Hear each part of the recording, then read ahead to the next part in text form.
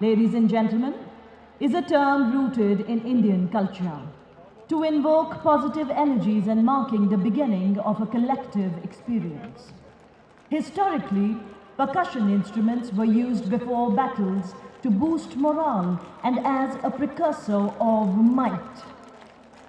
The sounds emanating from these instruments elevate the mood, creating a foundation of what is to unfold. For the very first time, a special feature this Republic Day, invigorating the atmosphere with the beats of an array of folk and tribal percussion instruments, 112 women artists representing their states with proud gusto.